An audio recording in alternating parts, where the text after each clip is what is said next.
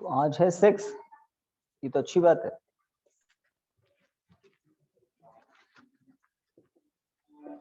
विद्युत परिपथ,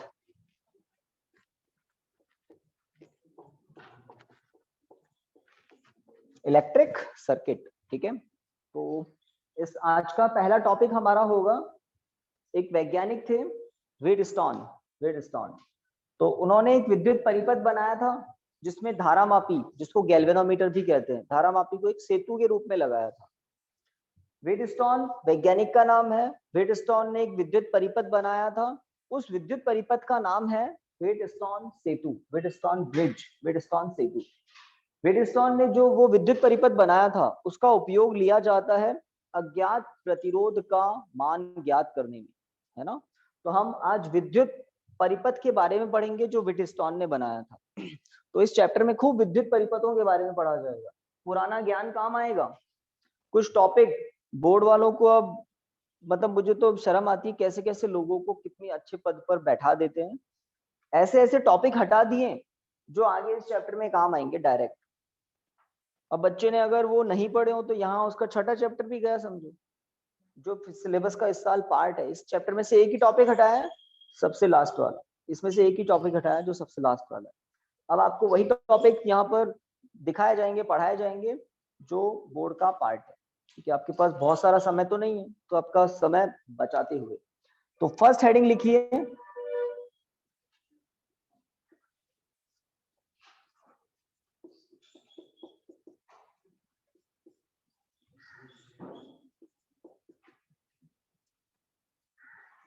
हाँ भाई, बड़ी यू की मात्रा लगाऊं छोटी यू की?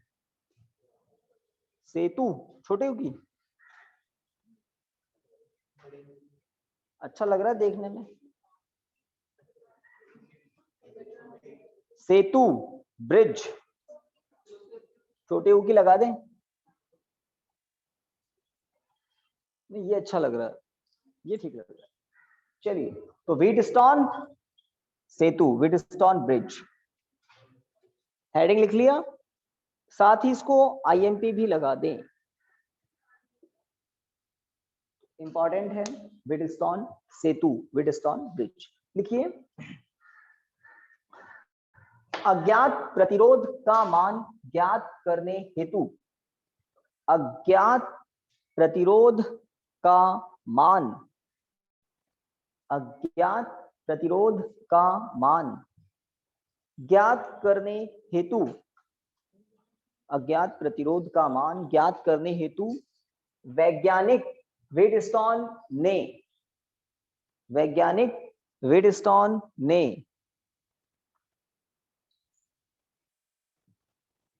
एक विद्युत परिपथ, एक विद्युत परिपथ का निर्माण किया, एक विद्युत परिपथ का निर्माण किया जिसे, जिसे व्हीटस्टोन सेतु, जिसे व्हीटस्टोन सेतु कहते हैं, जिसे व्हीटस्टोन सेतु कहते हैं। खड़ी पाई। तो इस पैराग्राफ में आपको क्या जानकारी मिली कि एक विद्युत परिपथ बनाया वैज्ञानिक ने और उसका उपयोग क्या है, अज्ञात प्रतिरोध का मान ज्ञात करना, अज्ञात प्रतिरोध का मान ज्ञात करना। प्रतिरोध का मात्रक होता है ना, क्या होता है प्रतिरोध का मात्रक? ओम। तो ओम में अज्ञात प्रतिरोध का मान ज्ञात कर। तो देखिए, अब मैं उस विद्युत परिपथ को यहाँ बनाने वाला हूँ जो व्हीटस्टोन ने बनाया था। फिर उसकी बनावट और क्रियाविधि करेंगे और क्रियाविधि के लास्ट में एक फॉर्मूला आएगा, वो फॉर्मूला आपको काम में लेना पड़ेगा, है ना। तो देखिए परिपथ कैसा है, कोई बनाएगा नहीं, पहले देखेंगे केवल। पेन उठा लो, खत्म हो गया। तो ऐसे जाता है फिर, हाँ मुझे लगा गलती से गिर गया। देखिए यहाँ पर एक परिपथ अभी बनाएगा नहीं कोई, है ना। तो एबीसीडी एक चतुर्भुज है, चार भुजाओं से चतुर्भुज ही बनता है ना। इस चतुर्भुज की भुजाओं के मध्य, एबीसीडी एक चतुर्भुज है, इस चतुर्भुज की भुजाओं के मध्य चार प्रतिरोध व्हिटस्टोन ने जोड़े। तो 4 प्रतिरोधक व्हिटस्टोन ने यहां पर जोड़े, P Q R S, P Q R S। ये P ओम का प्रतिरोध है, ये Q ओम का प्रतिरोध है, R ओम, S ओम। P Q R S ओम है, जैसे होता है ना 10 ओम, 5 ओम, 18 ओम, 20 ओम। तो P Q R S कुछ ना कुछ मान होंगे ओम में, ठीक है। A सिरे, C सिरे, विकर्ण के सिरे होते हैं, चतुर्भुज के 2 विकर्ण होते हैं, है ना। एक तो AC विकर्ण होगा, बनाना नहीं है, एक BD विकर्ण होगा, बनाना नहीं। तो A और C जो विकर्ण के सिरे हैं, इन दोनों सिरों के बीच एक बैटरी और एक कुंजी ऑन ऑफ करने की व्यवस्था होती है, कुंजी ऑन ऑफ करने की व्यवस्था होती है, कुंजी इस तरह से संयोजित कर दी। बैटरी की कुछ वोल्टता होगी, ठीक है। तथा B और D विकर्ण के सिरे हैं, ये भी अब एंड हो रहा है परिपथ का। B और D इन दोनों सिरों के बीच एक धारामापी को संयोजित किया गया, गैल्वेनोमीटर, धारामापी, है ना। G का मतलब होता है धारा मापी। तो ये पुराना नाम चला आ रहा है धारामापी। धारामापी का काम क्या होता है वो बता देता हूं मैं आपको। धारामापी विद्युत परिपथों में धारा है या नहीं है उसकी इंफॉर्मेशन, उसकी सूचना हमें देता है। धारामापी किसी विद्युत परिपथ की शाखा में धारा का प्रवाह हो रहा है या नहीं हो रहा है, किस दिशा में हो रहा है, किससे पता लगता है, धारामापी से। धारामापी के जैसा ही एक और उपकरण होता है जिसको कहते हैं अमीटर। अमीटर, अमीटर की मदद से हमें धारा का मान एम्पियर में पता लग जाता है कि आधा एम्पियर है, 1 एम्पियर है, 1.5 एम्पियर है, 2 एम्पियर। धारामापी धारा का मापन नहीं करता है, नाम से कंफ्यूज नहीं होना है। धारा का मापन कौन करता है, अमीटर, अमीटर एम्पियर में।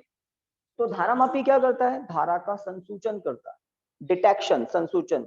हमें आंखों से थोड़ी दिखती है धारा, बस अगर इस शाखा में धारा प्रवाहित हो रही होगी तो धारामापी की निडल, धारामापी की सुई डिफ्लेक्ट होगी, विक्षेपित होगी, हमें पता लग जाएगा, है ना।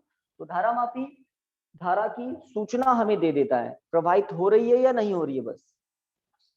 एमीटर तो इसको नाप ही लेता है, ठीक है। तो ये उपकरण होते हैं, विद्युत उपकरण, हम लोग यहाँ पर प्रैक्टिकल भी करवाते हैं। इन उपकरणों को आप उपयोग में लेंगे तो आप देखेंगे बहुत ही सामान्य से उपकरण है ना। धारामापी के बारे में तो डिटेल में आपके सिलेबस में है कि धारामापी काम कैसे करता है, पूरी मशीन, पूरा बारीकी से आपके 7वें चैप्टर। तो अभी मैंने आपको 2 बातें बता दी। धारामापी का क्या काम है, धारा का संसूचन करना है या नहीं है, बस इतना ही।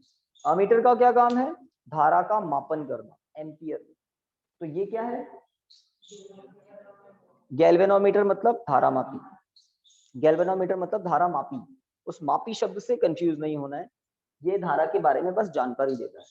अब जैसे एक नदी प्रवाहित हो रही है और नदी के ऊपर एक सेतु बना दो, ब्रिज, है ना। तो जल नीचे से निकल जाता है और ऊपर सेतु पे से लोग इधर उधर, है ना, एक बैंक बोलते हैं, रिवर का बैंक, रिवर के एक सिरे से, नदी के एक सिरे से दूसरे सिरे तक पहुंच जाते हैं, है ना। तो जिस तरह से अगर नदी प्रवाहित हो रही है और ऊपर से एक ब्रिज बना दिया तो ब्रिज के ऊपर से लोग निकल जाते हैं, ब्रिज में जल का प्रवाह नहीं होता है, सेतु पर जल का प्रवाह नहीं होता, जल का प्रवाह नीचे होता है।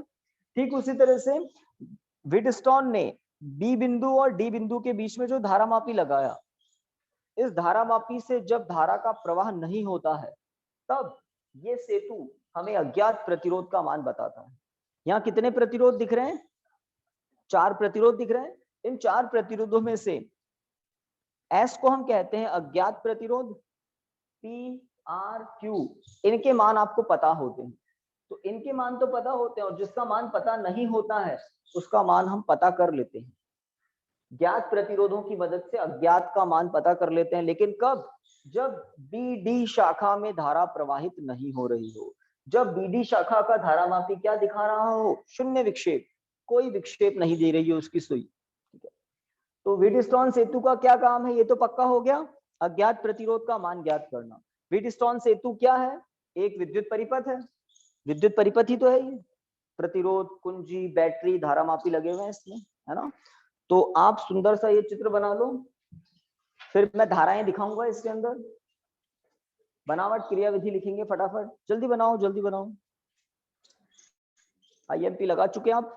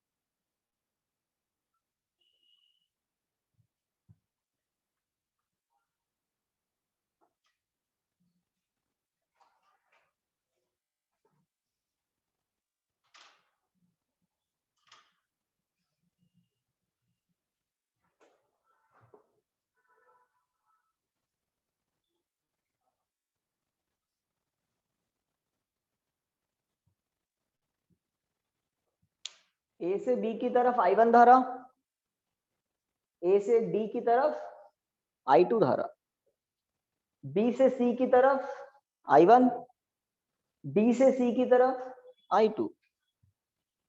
परिपथ की मुख्य धारा I, यह I धारा ए संधि बिंदु पर दो भागों में बट रही है। ए संधि बिंदु है और ये दो भागों में बट रही है I1 I2, और सी बिंदु पर ये वापस I1 I2 मिलकर क्या हो जाता है I। और मैंने एक जगह IG0 लिखा है, आगे पता लगेगा आपको कि जब धारामापी में शून्य विक्षेप होता है, कोई धारा प्रवाहित नहीं होती है, तब हम इस परिपथ की मदद से प्रतिरोध का मान ज्ञात कर लेते हैं।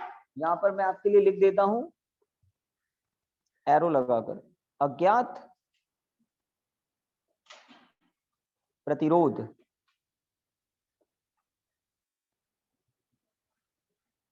अज्ञात प्रतिरोध। चलिए बनावट लिखिए भाई, बनावट लिखिए। देखिए वेडस्टोन सेतु में, वेडस्टोन सेतु में चतुर्भुज ABCD की, वेडस्टोन सेतु में चतुर्भुज ABCD की, चतुर्भुज ABCD की भुजाओं के मध्य, चतुर्भुज ABCD की भुजाओं के मध्य, जल्दी लिखें, क्रमशः P, Q, R व S, क्रमशः P, Q, R व S प्रतिरोध लगाए जाते हैं, प्रतिरोध लगाए जाते हैं।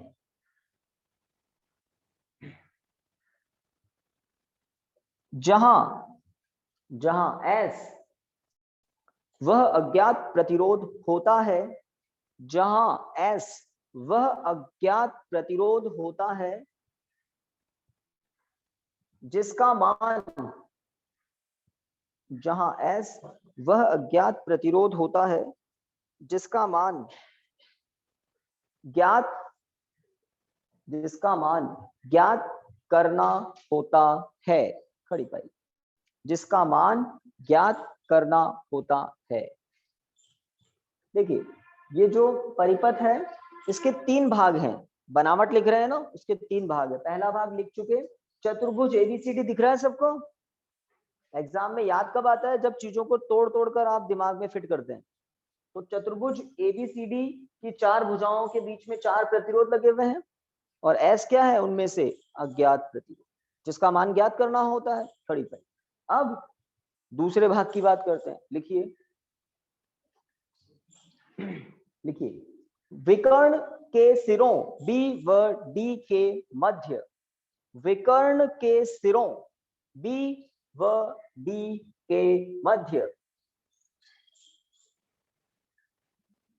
एक धारामापी जी जोड़ा जाता है।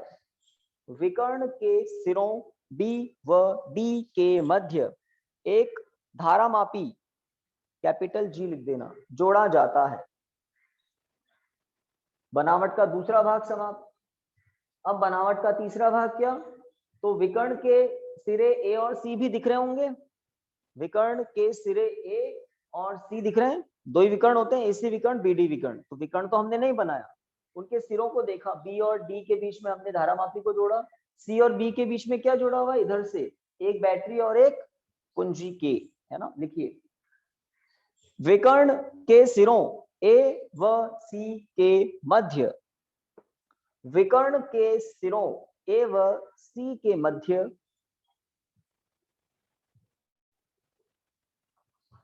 चित्र में दर्शाए अनुसार एक बैटरी व एक कुंजी के जोड़ी जाती है। ए व सी के मध्य चित्र में दर्शाए अनुसार एक बैटरी व कुंजी के जोड़ी जाती है।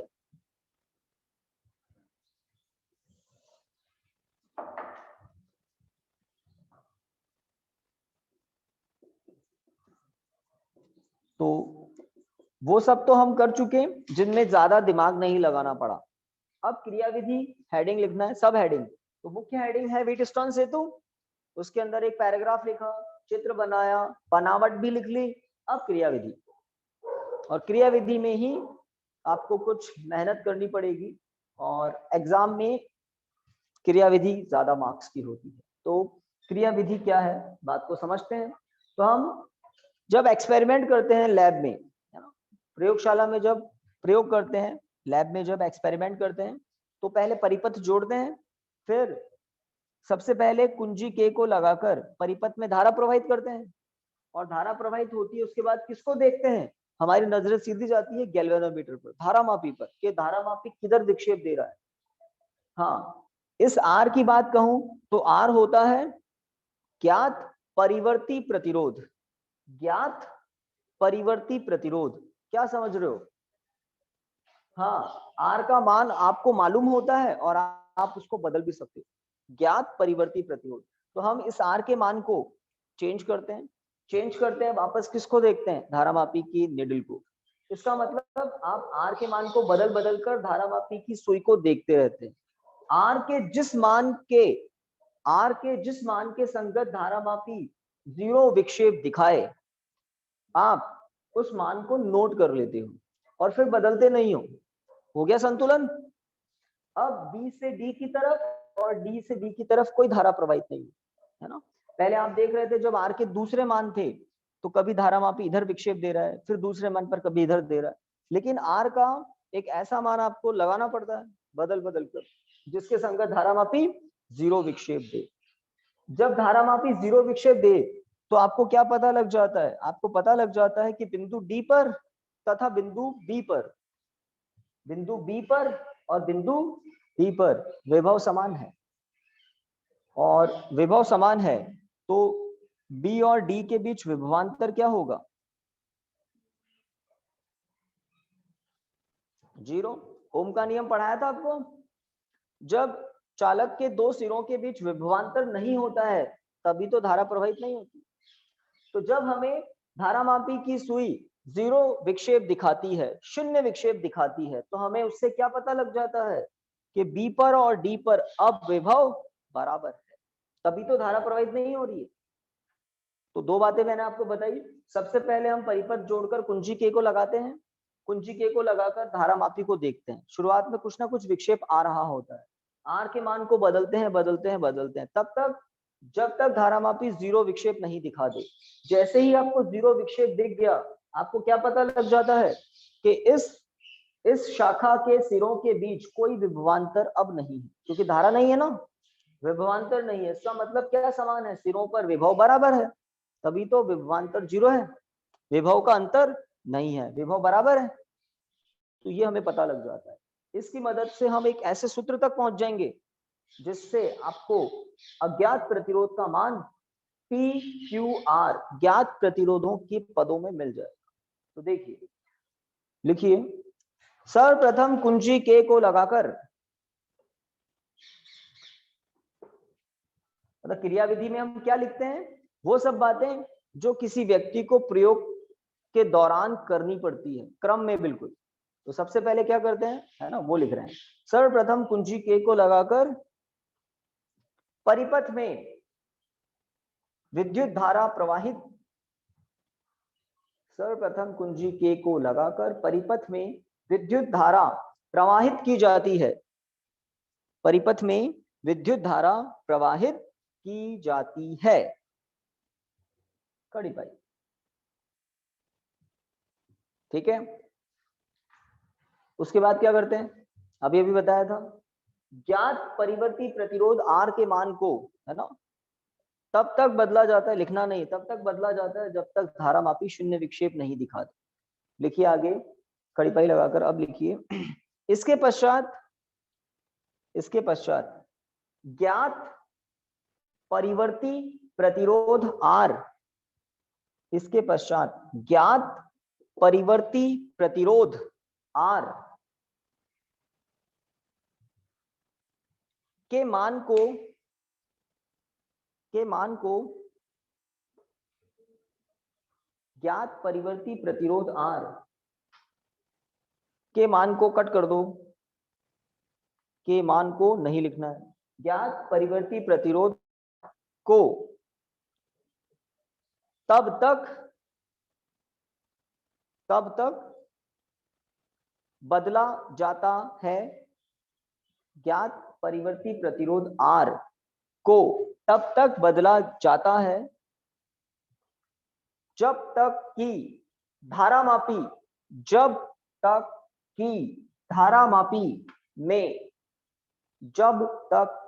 धारामापी में शून्य विक्षेप प्राप्त न हो जाए, जब तक कि धारामापी में शून्य विक्षेप प्राप्त न हो जाए।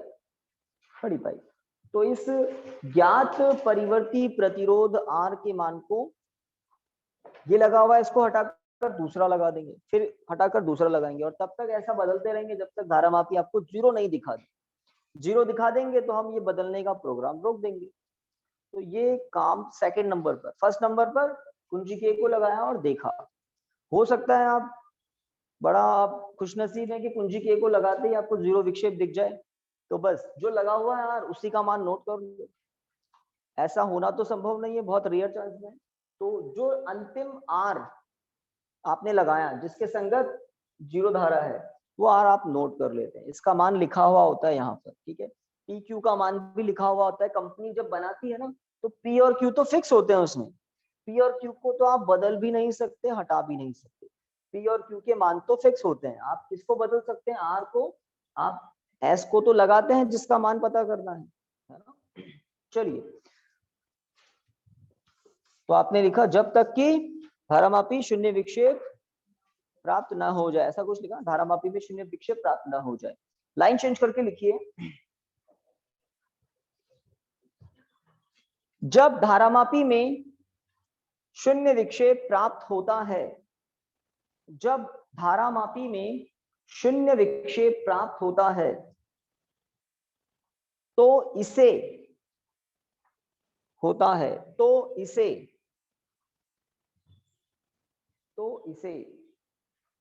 परिपथ की संतुलन अवस्था कहते हैं।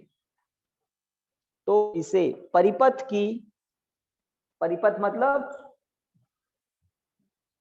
मतलब वेटस्टोन सेतु, तो इसे परिपथ की संतुलन अवस्था कहते हैं। इस अवस्था में बिंदु B तथा बिंदु D पर, इस अवस्था में बिंदु B तथा बिंदु D पर विभव समान होता है। इस स्थिति में बिंदु B व बिंदु D पर विभव समान होता है या नहीं? अभी बताया था बिंदु B और बिंदु D पर विभव समान होता है। खड़ी पाई। चलिए अब देखिए, आप बस देखिए, है ना, अगर मैं ओम के नियम को लागू करूं,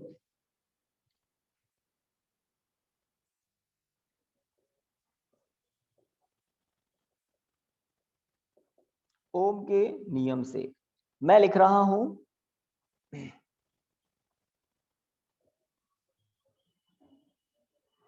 we A minus V B, या इसको थोड़ा सेकंड टाइम लिखेंगे। पहले देखो, V A minus V B और V A minus V D. V A मतलब ए बिंदु पर विभव, वी बी मतलब बी बिंदु पर विभव, वी डी मतलब डी बिंदु डी पर विभव। तो देखिए V A minus V B बराबर मैंने लिखा है V A minus V D. क्यों? क्योंकि बी पर व डी पर विभव कैसा है? समान है। समान में से समान को घटाएंगे तो बराबर ही तो आएगा। समान राशि वी ए में से समान राशि को घटाएंगे तो बराबर ही तो आएगा। ये समान है ना, तो समान में से समान को घटाएंगे तो समान तो आना ही है, बराबर तो आना ही है। एक बात। अब V A minus V B क्या है? ए और बी के बीच विभवांतर। चित्र में ए और बी के बीच विभवांतर क्या होगा? चित्र से ए और बी के बीच विभवांतर क्या होगा? हाँ, कोई बोला नहीं?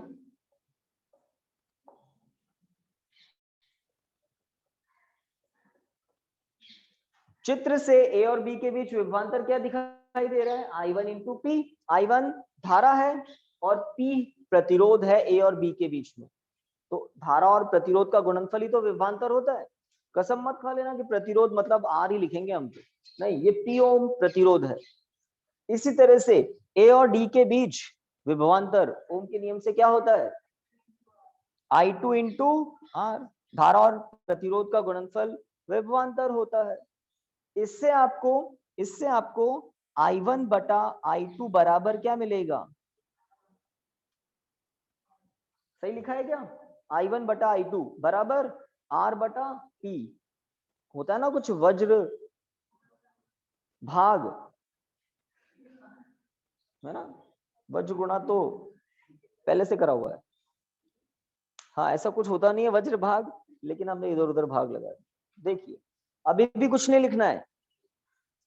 तो आपने अभी तक क्या लिखा है? बी पर और डी पर विभव समान होगा, और उस समान होने से हमें क्या पता लग गया?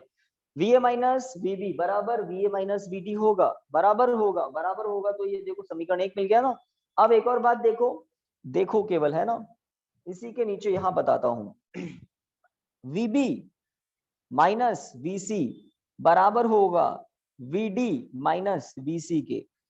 पता नहीं क्यों, आप सोचिए होगा कि नहीं होगा? V B minus V C, V D minus V C. अब बात वही है, समान में से समान को घटाओगे तो बराबर आएगा। तो वीबी और वीडी बराबर है। देखो पहला पद दोनों ब्रैकेट के अंदर, वीबी वीडी बराबर है, और दोनों में से किसको घटा रहे? VC VC. सी बिंदु पर सबसे न्यूनतम प्रतिरोध विभव होता है, ऋण से जुड़ा हुआ है सीधा। सबसे ज्यादा विभव होता है ए का, और बी और डी पर उससे कम होता है, और सबसे कम विभव होता है सी पर। तो VB माइनस VC विभवांतर है B और C के बीच, BD माइनस VC विभवांतर है D और C के बीच, और ये बराबर होने का कारण क्या है?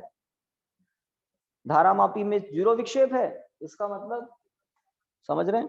अब देखिए ओम के नियम से VB माइनस VC, बताओ भाई चित्र को देखकर, सही है, और D और C के बीच I2 इंटू S, इससे वैसा का वैसा अनुपात I1 बटा I2 क्या मिलेगा? S अपॉन Q मिलेगा, S अपॉन Q मिलेगा।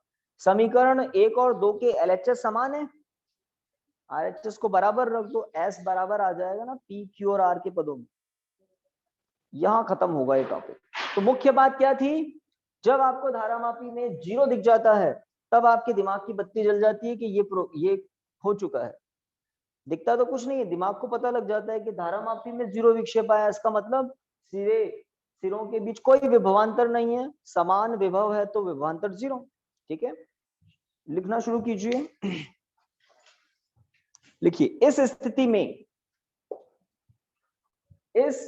में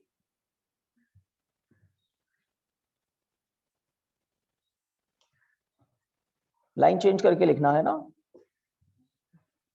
जो दिख रहा है वैसा का वैसा। इस स्थिति में VA माइनस VB बराबर VA माइनस VD होगा, तब ओम के नियम से समीकरण 1 तक पहुंच जाएं। तो कुछ भी हमने ऐसे ही नहीं लिखा है, सब कुछ बड़ा तसल्ली से सोचते समझते हुए समीकरण 1 तक पहुंच जाएं।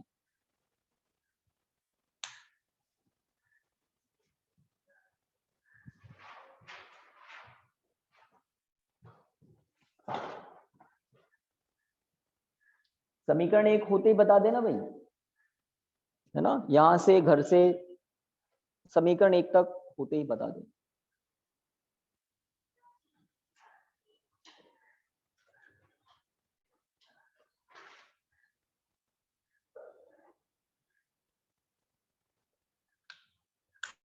डन। तो समीकरण 1 के नीचे क्या लिखना है? तथा, फिर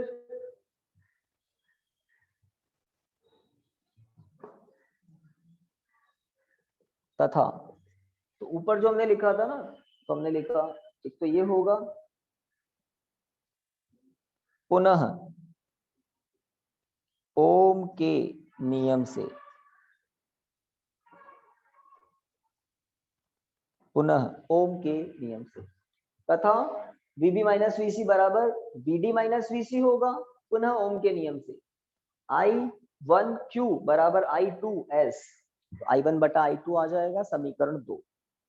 तो टॉपिक एंड करते हैं। समीकरण 1 व 2 से S अपॉन Q बराबर R अपॉन P, सही बात है क्या? सही बात है ना?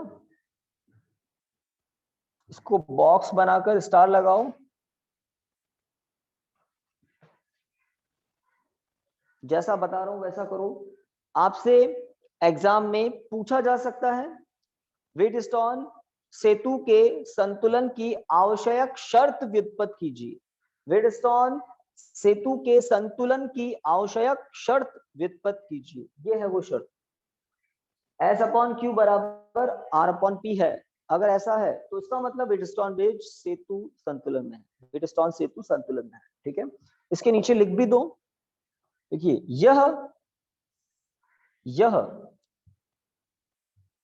ये तो लिख लिया ना। हाँ, देखिए, यह व्हीटस्टोन सेतु के संतुलन की, यह व्हीटस्टोन सेतु के संतुलन की आवश्यक शर्त है, आवश्यक शर्त है, आवश्यक शर्त है। ठीक है, अगर आपको एग्जाम में मिल जाए कि आवश्यक शर्त व्युत्पत्त कीजिए, मतलब Q अपॉन S बराबर P बटा R व्युत्पत्त कीजिए, तो आप कर दोगे क्या ये? अगर ये व्युत्पत्त कर दिया तो ये भी तो हो ही गया ना, दोनों को उल्टा ही तो करके रखा है, तो ये भी सही है। आप अगर ये कर देते हैं तो ये भी सही है, और कोई समझदार आदमी ऐसा कर देवे तो ये भी सही है। ये कैसे गलत हो गया भाई? पी को यहां पहुंचा दिया, इसको यहां पहुंचा दिया, कहां गलत? कौन गलत कह रहा है इसको? ये गलत है? बिल्कुल सही है। आपको एक्सचेंज करना नहीं आता, पी यहां आ सकता है, एस यहां आ सकता है, ये तो किया है, तो ये भी सही है। इससे देखो ऐसा भी हो सकता है, पी अपॉन क्यू बराबर आर अपॉन एस, ये भी सही है। इनको बदला है मैंने, वहां पे भी ऐसे ही है क्या? हाँ, इसका उल्टा है वो। तो कितने रूप बता दिए आपको मैंने। ऐसे भी उल्टा कर सकते हैं, इसको ऊपर इसको नीचे, इधर उधर भी एक्सचेंज कर सकते हैं विकर्ण में, बदलता ही नहीं है ना, बदलता ही नहीं है। आप प्रैक्टिकली करके देख लो। जैसे मैं कह दूं 7/2 है ना, बराबर मैं कह दूं 14/4, गलत थोड़ी है। 7/2 बराबर 14/4 नहीं होता है क्या? बिल्कुल सही है, बिल्कुल सही है। अब कोई कहे नहीं 2/7 बराबर 4/14, ये भी सही है, इसका उल्टा किया ना। और कोई कहे नहीं 2/4 बराबर 7/14 लिखूंगा मैं, ये भी सही है। मैंने क्या किया, इन दोनों का स्थान, सही बात है ना। देखो प्रैक्टिकली समझा रहा हूं। अब कोई कहे नहीं मैं तो इन दोनों को बदलूंगा, तो बदल दो भाई, 14/7 बराबर 4/2 कर दो, ये भी सही है, ये भी सही है, सब सही है। तो आवश्यक शर्त, कसम मत खा लेना कि हमारे सर ने तो ये ऐसी लिखवाई थी, आवश्यक शर्त तो यही होती है। अब उल्टा सुल्टा भी मत कर देना, है ना। मतलब कैसे कैसे बदल सकते हैं, ये उदाहरण बड़ा अच्छा दे दिया मैंने आपको। इसको ऐसे भी लिख सकते हो, इसको ऐसे भी लिख सकते हो, इसको ऐसे भी लिख सकते हो, सब सही है। मतलब P अपॉन Q कर रहे हो तो R अपॉन S करो, अगर P अपॉन R कर रहे हो तो Q अपॉन S कर दो बराबर में। अगर ऐसे कर रहे हो S अपॉन R तो फिर ऐसे Q बटा P कर दो। समझ रहे हो? एक तरफ से चल रहे हो तो दोनों तरफ समान रखो, इधर से इधर आए हो तो इधर से इधर बराबर होगा, इधर से इधर आ रहे हो तो इधर से इधर बराबर होगा। समझ रहे हैं? तो ये है सेतु के संतुलन की आवश्यक शर्त, है ना। तथा S बराबर क्या है, Q upon P into R, इस पर भी स्टार लगा दो। S बराबर क्या है, Q upon P into R, तथा करके और ये टॉपिक एंड करो। तथा S बराबर Q upon P into R, ये तो एक ही सूत्र है, इसमें तो कोई फेरबदल कर ही नहीं सकते। हाँ, संतुलन के लिए जो शर्त है, उस शर्त को आप मॉडिफाइड कर सकते हो, रेशो ऊपर नीचे भी कर सकते हो, है ना, ऊपर नीचे भी कर सकते हो। चलो बताओ, है ना, अब आप थोड़े समझदार हो गए तो बताओ, ये अब मैं जो लिख रहा हूं इसका एक और रूप लिख रहा हूं, सही है या नहीं है? हाँ भाई, P अपॉन Q बराबर S अपॉन R, सही है क्या? अभी जो लिखा है ये सही है क्या? हाँ या ना बोलना, सही या गलत? गलत बोल रहे हैं। हाँ भाई, घर से सही लग रहा है ना भाई? नो बोल रहे हो या थोड़ा वापस बोलो ना, कोई कुछ बोल तो रहा है। हाँ भाई, सही है गलत है? सही है। गलत लग रहा है, ज्यादातर को गलत लग रहा है। गलत है सर। गलत है, घर से भी एक को गलत लग रहा है, एक को सही भी लग रहा है, कोई बता रहे हैं। हाँ भाई, तो मैंने यहाँ पर P अपॉन Q करा तो मुझे R अपॉन S लिखना चाहिए था, मैंने S अपॉन R लिख दिया। इनमें से किसी से मैच हो रहा है क्या? 1 2 3, यहाँ एक और कहीं लिखा था मैंने, मिटा दिया, दिखता है, ये रहा 4। इनमें से किसी से मैच नहीं कर रहा है ये सारे सही हैं, ये सही है, ये सही है, ये सही है, ये भी सही है। इन चारों सही से मैच कर रहा है कि किसी से? नहीं, ऑर्डर ही बदल दिया ना मैंने। P अपॉन Q करा तो R अपॉन S करना चाहिए था, मैंने S अपॉन R, ये गलत है। समझ रहे हैं? चलिए, तो आपको जब प्रश्न करोगे तो ये बातें काम आएगी। ठीक है, हेडिंग लिखिए नेक्स्ट।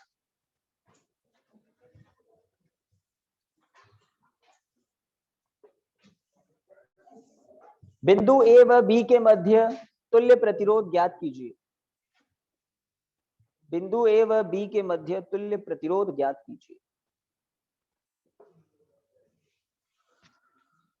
बिंदु ए व बी के मध्य तुल्य प्रतिरोध ज्ञात कीजिए। और फटाफट एक परिपथ बना दो, थोड़ा जल्दी है ना, फटाफट मतलब फटाफट ही बनाना है।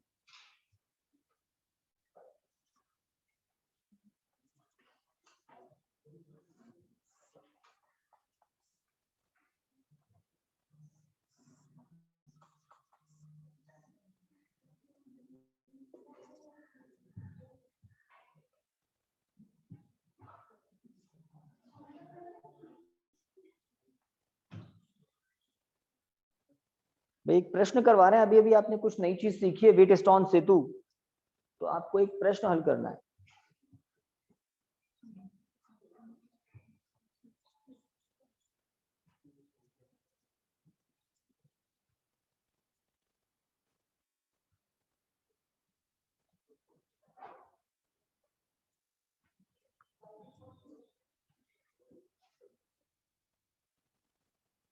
ठीक है, बिंदु बी ए व बी के मध्य तुल्य प्रतिरोध ज्ञात कीजिए।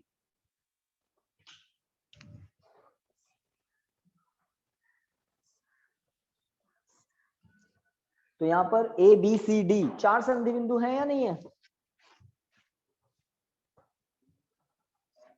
4 संधि बिंदु है ना। प्रतिरोध कितने हैं? 5। 2-2 ओम के 2 हैं, 4-4 ओम के 2 हैं, और एक अकेला है 3 ओम का। आपको ए और बी के बीच तुल्य प्रतिरोध बताना है।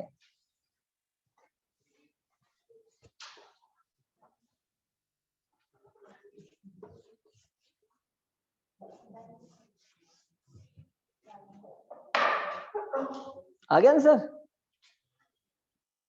आ ही नहीं सकता, आ ही नहीं सकता। अब देखिए यहां पर व्हीटस्टोन सेतु आपका दर्शन कीजिए आप। यहां पर ए और डी के बीच में, चलो नामकरण थोड़े चेंज कर रहा हूं, ए बी सी डी, आप भी चेंज कर दो, बी की जगह डी, डी की जगह बी, बी की जगह डी, डी की जगह बी, कर दिया। अब प्रश्न में ए व बी की जगह डी लिख दो, समझ गए ना? थोड़ा सा चेंज किया, आप कम कंफ्यूज हो इसलिए ऐसा किया मैंने, है ना। अब व्हीटस्टोन सेतु में आप देखो ए और बी के बीच में क्या लगा हुआ था? पी। व्हीटस्टोन सेतु देखो, ए और बी के बीच में कितना लगा हुआ है? पी।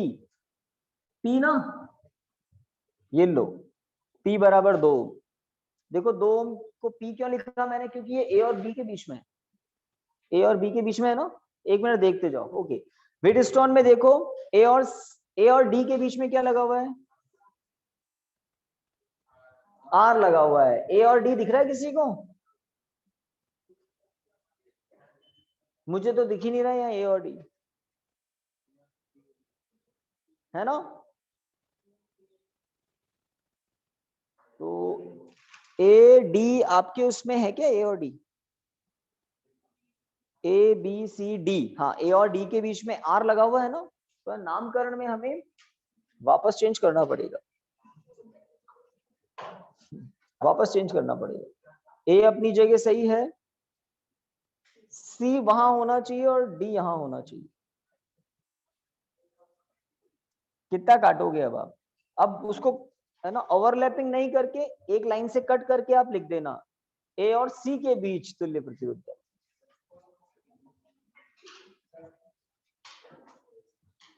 ए व सी के बीच तुल्य प्रतिरोध ज्ञात कीजिए। टाइम क्या हुआ? अभी कहाँ, 1 मिनट बचा है अभी तो, 1 मिनट का ही क्वेश्चन है बस। मैं जानबूझकर ए डी बी सी ये कुछ ऐसे लिखवाना चाहता हूँ ताकि आप कंफ्यूज नहीं हो। हाँ अब देखिए भाई, ये तो पहले जैसे ही है, ए और बी के बीच में पी है, यहाँ पर ए और डी के बीच में आर है वहां पर, तो यहाँ पर ए और डी के बीच में ये हो गया आर, ठीक है। व्हीटस्टोन सेतु में सी और डी के बीच में एस है, ये लीजिए एस। सी और डी के बीच में देख रहे हैं ना, एस। उसमें बी और डी के बीच में, बी और डी के बीच में धारामापी है, और बी और सी के बीच में क्यू है, ये लीजिए क्यू, ठीक है 4 ओम। हाँ भाई, संतुलन की आवश्यक शर्त क्या होती है? एस अपॉन क्यू बराबर आर अपॉन पी। देख लिया ना, वो बॉक्स बना के स्टार लगाया था ना, सही वाली शर्त लिखवाई ना, ठीक है। अब इस चित्र में देखो, एस बटा क्यू बराबर कितना है? एस कहाँ है, ये रहा, क्यू कितना है, 1, 4/4 1, आर आर बटा पी कितना आ रहा है, 1 ही आ रहा है। तो इन दोनों से क्या पता लग रहा है, समीकरण 1 2 कुछ भी दे दो, इन दोनों से क्या पता लग रहा है, P बटा क्यू बराबर आर बटा एस। इस चित्र के लिए P बटा क्यू बराबर आर बटा एस आ रहा है। इस स्थिति में बिंदु B और बिंदु D, बिंदु B व बिंदु D पर विभव समान हो जाता है। उस शाखा में धारा प्रवाहित नहीं होती है। जिस शाखा में धारा प्रवाहित नहीं होती है उसका होना या नहीं होना एक जैसा है। जिस शाखा में धारा प्रवाहित नहीं हो रही है उसका होना या नहीं होना हमारे लिए एक जैसा है। हो गया। अब ये दोनों प्रतिरोध किसमें है, श्रेणी क्रम में। 6 ओम 2 + 4, ये दोनों भी किसमें है, श्रेणी क्रम में। जैसे ही बीडी शाखों को हटाया टेंशन खत्म। 6 ओम 6 ओम जब समांतर क्रम में है तो आंसर आएगा 3 ओम आंसर। समझ रहे हैं? तो व्हीटस्टोन का कॉन्सेप्ट काम में आया। अगर ऐसा कुछ परिपथ मिल जाए तो आप PQRS दे दो और देखो अनुपात समान है क्या। अगर हाँ तो उस विकर्ण वाली शाखा को हटा दो, क्योंकि उसमें धारा प्रवाहित नहीं होगी। सेतु संतुलन में है इसलिए विकर्ण वाली शाखा में धारा प्रवाहित नहीं होगी। फिर आपका जैसे विकर्ण को हटाओगे आपको दिखेगा अब तो ये सीधे सीधे श्रेणी क्रम में है। अब ये सीधे सीधे श्रेणी क्रम में है। तो 6 ओम ऊपर 6 ओम नीचे और 6 ओम जब समांतर क्रम में तो आंसर कितना आएगा, 3 ओम। समझ गए? तो ये एक बात थी, इसका आंसर होगा 3 ओम। ठीक है ना? तो आगे कल हम मीटर सेतु करेंगे। हेडिंग डाल दो मीटर सेतु, कल करेंगे मीटर सेतु। होता है ना 1 मीटर वाला मीटर। चलिए भाई।